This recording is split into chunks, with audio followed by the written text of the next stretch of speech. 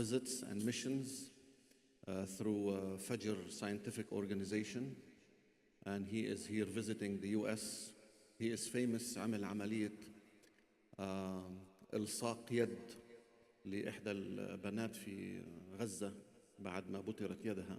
It was a very famous مشهور الأخ الدكتور محمد الأصل من العراق مواليد بريطانيا, and he had يعني an incredible journey into غزة. فحبينا يكون هو جاي ضيف على يعني شيكاغو, فقلنا نستفيد من يعني الزيارة, نسمع منه 10 minutes before صلاة العشاء his trip. هو طبعا اختصاصي orthopedic وتراما, خصوصا الآن غزة يعني is back on the news, والقصف ما زال موجود, فنسأل الله سبحانه وتعالى أن يخفف عنهم. الدكتور محمد is going to share with us his own experience, his own travel يعني mission, and إن شاء الله we will benefit from his few minutes إن شاء الله تعالى. تفضل يا دكتور.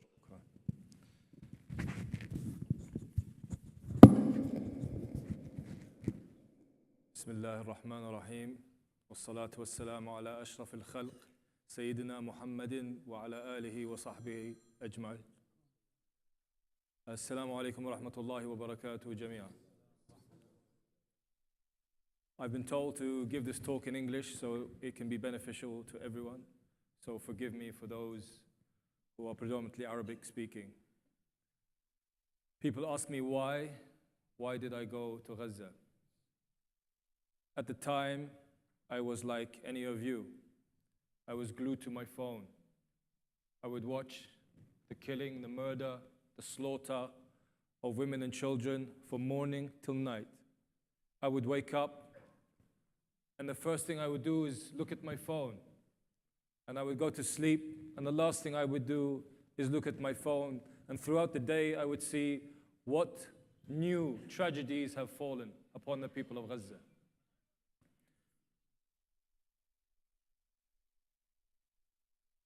So I started to ask myself, when is enough enough? When am I going to take action? If not me, then who? And I made the decision that I must go to Gaza. This is in April of last year. And it was 4 weeks from the time that I applied to the time that I found myself with a departure date. And in the week preceding my departure, and in those days, Rafah was still open, one of my friends told me, do not go, because there is no such thing as an imaginary red line. Rafah will be stormed. And he started to make me feel afraid for my well-being. I started to think, what if I go and I die? Who will look after my mother? What if I go and I am maimed? Life is good. Let others go. Why should it be me? And I could hear the shaitan making this sound. So I decided to do an istikhara. And the ayah that came to me was, أعوذ بالله من الشيطان الرجيم, يا أيها الذين آمنوا ما لكم إذا قيل لكم انفروا في سبيل الله اثاقلتم إلى الأرض أرضيتم بالحياة الدنيا من الآخرة فما متاع الحياة الدنيا في الآخرة إلا قليل. And I felt a surge of power. I felt Allah's presence. I made a decision, no matter the price, no matter the cost, no matter what the sacrifice is needed, I shall go. And I went. And I don't have a lot of time to tell you about all of the detail, but I went on 3 different missions.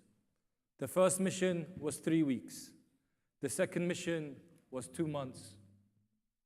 And the third mission, I said to myself, I will not leave until the war is over. And I stayed for 4 months. And in that time, I saw the murder of children and women in front of my very eyes. When I worked in the Shuhada Al-Aqsa hospital, and we would be flooded with patients, flooded. We would drown in blood. We would drown in killing. I would have 4 or 5 children on the floor, all with gunshot injuries to the head. and we have to decide who we give a ventilator to and who not to. We decide who dies and who doesn't.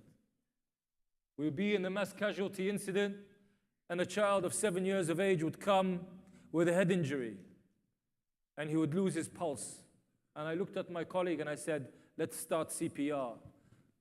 And the chief of emergency room said, no CPR in a mass casualty incident. And we had to watch this child die.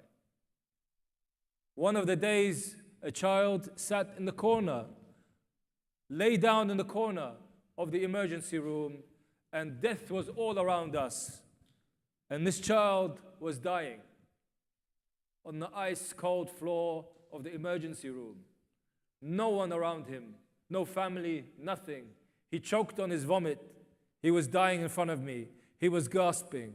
And in the chaos, all I could do was wipe his head.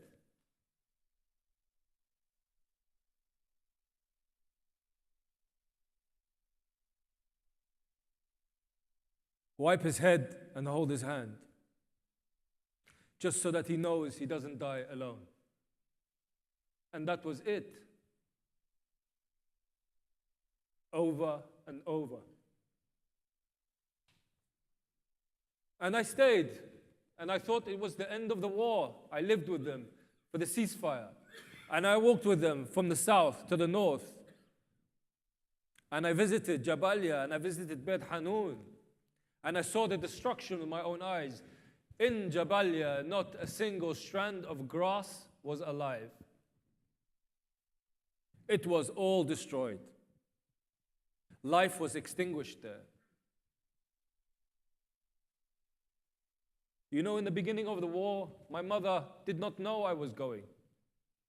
She only found out when I was in Gaza and one of the video clips of me went viral and it ended up on her phone.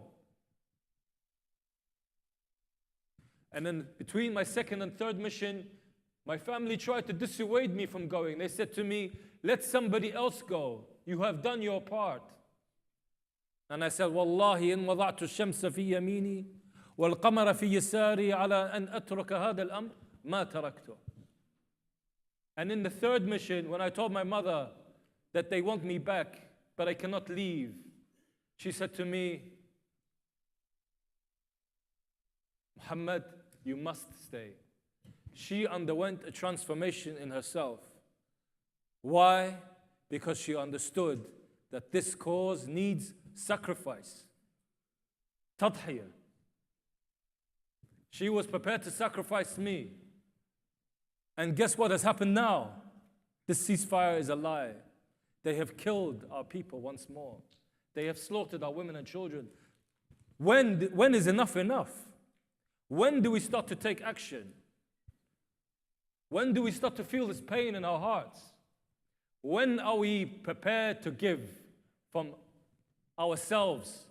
The ayah says, يا أيها الذين آمنوا ما لكم إذا قيل لكم انفروا في سبيل الله اتاقلتم إلى الأرض. Why, O believers, when you are called upon to go in the way of Allah, you cling firmly to this earth? We cling firmly to this earth.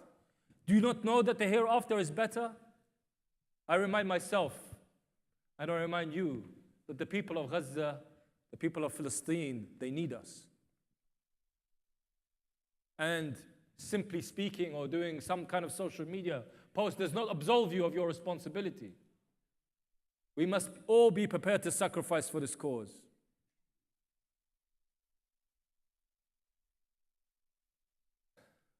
And subhanAllah, we find ourselves in a time where there is a lot of disunity between us. We fight amongst ourselves.